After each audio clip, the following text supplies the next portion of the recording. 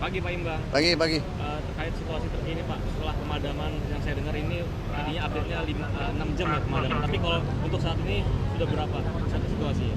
Ya, situasi sekarang sudah mulai agak turun, sudah pendinginan. Bahan-bahan material yang terbakar juga sudah reda. Tinggal mungkin tembok-tembok saja yang masih panas. Dan tapi kita akan pastikan benar-benar ini sudah padam sekali. Makanya nanti kita akan pastikan sampai benar-benar padam. Pak, kami melihat tadi ada puluhan armada yang dikerahin Pak. Ini coba didetailkan Pak, berapa Pak? Ya, kita kerahkan sampai 31 unit pemadam kebakaran dengan mobil pompa dan pendukung. Dan ada estimasi nggak Pak kapan ini bakal rampung seluruh jalan ini dan toko-toko ini? Mudah-mudahan 1 jam atau setengah jam kita sudah selesai. Dan sekarang masih tahap pendinginan? Masih tahap pendinginan dan kita memastikan benar-benar bahwa kebakaran ini sudah bisa padam, kita tidak kembali lagi, api tidak menyala kembali. Pak, boleh diulang Pak, kronologi dari semalam kan sempat padam dulu, baru itu ada api lagi, itu bagaimana Pak? Ya, kronologisnya menurut berita di sini, kompresor yang meledak. Kompresor meledak, lalu dia menyambar tokonya. Sebenarnya bukan agak padam.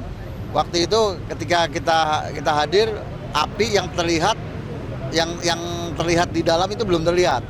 Api yang di dalam, tapi yang di luar sudah kita padamkan. Ternyata di sini ada basement dan lantai 5. Sehingga kita yang perkirakan ternyata sudah mulai turun, ternyata di basement itu yang justru banyak material-material yang mudah terbakar. Dan Pak, bagaimana sampai ke lantai 5 ini, apakah memang ledakannya cukup besar atau bagaimana Pak? Saya kurang paham kalau ledakannya cukup besar atau tidak. Yang jelas material yang ada di sini memang material-material yang mudah terbakar. Seperti thinner, ada bensin mungkin, ada juga cat ya. Jadi mudah sekali terbakar sehingga kita agak kesulitan. Ditambah lagi ada basement di sana. Ada basement yang lumayan luas, 8 kali 20 meter, dan itu isinya material-material mudah terbakar. Pak, maaf boleh diulang berapa unit pemadam kebakaran dikerahkan? 31 unit dengan 100 personil. Terakhir Pak, mungkin dari sekitarnya ada yang terdampak nggak Pak? Kita blok, alhamdulillah sudah kita blok kanan kiri sehingga tidak sampai kepada kanan dan kiri.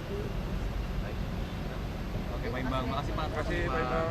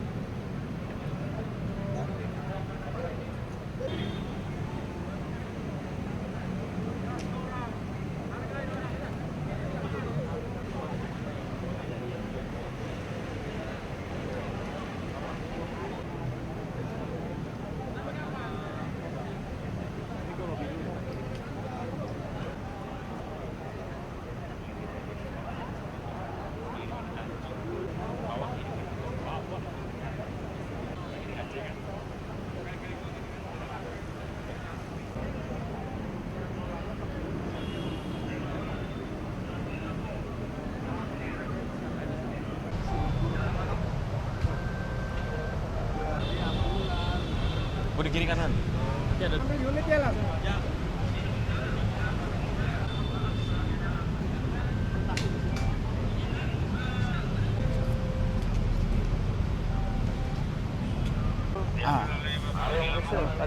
Oke.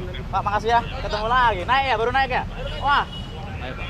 Ya. Pagi Pak. Selamat pagi. Boleh diceritakan kronologisnya lebih lanjut soal kebakaran ini? Ya, terima kasih dapat kami jelaskan. Jadi terkait dengan kronologis kebakaran yang ada di wilayah Mampang Perapatan pada hari kemarin pada pukul 19.25 kami mendapatkan informasi bahwa telah terjadi kebakaran di Jalan Mampang Perapatan Raya. Kemudian kami langsung mendatangi TKP dan memang benar ada kebakaran di Jalan Mampang Perapatan Raya, tepatnya di toko bingkai Saudara Frame, Jalan Mampang Perapatan Raya nomor 32. Kemudian kami setelah mengetahui adanya kebakaran, segera berkoordinasi dengan petugas pemadam kebakaran. Kemudian tidak lama, hanya 5 menit, petugas pemadam kebakaran sudah berada di TKP untuk melakukan pemadaman. Upaya yang dilakukan pertama kali adalah mengupayakan supaya api ini tidak melebar kemana-mana, tidak merawat kemana-mana, dan upaya itu berhasil.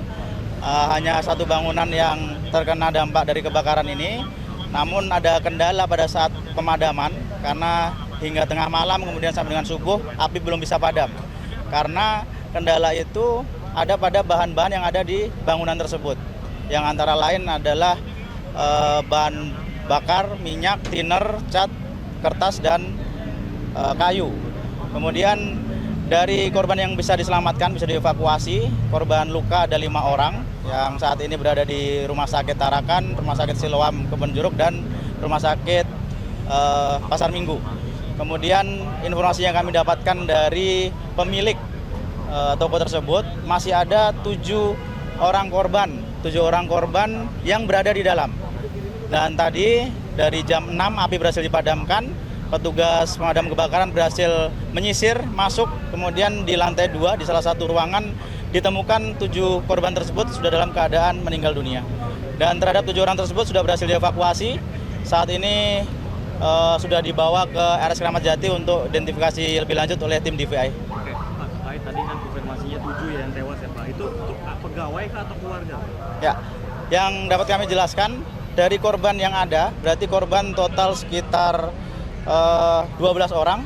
4 itu adalah karyawan toko kayu, kemudian 1 yang selamat itu adalah adik dari pemilik, kemudian ada 1 mertua dari pemilik toko, kemudian ada istri dari adik pemilik toko, kemudian 2 anak dari pemilik toko, dan 3 ART. Oke, baik. Terakhir Pak, mungkin ini kan arus lalu lintas ini kan masih dihentikan sementara ya. Gimana mungkin ke depannya ini bakal dibukanya jam berapa atau estimasinya gimana Pak? Ya, dari kemarin kejadian kita sudah lakukan rekayasa lalu lintas dengan menutup akses jalan Mampang Perapatan Raya dari arah Kuningan ke Warung Buncit.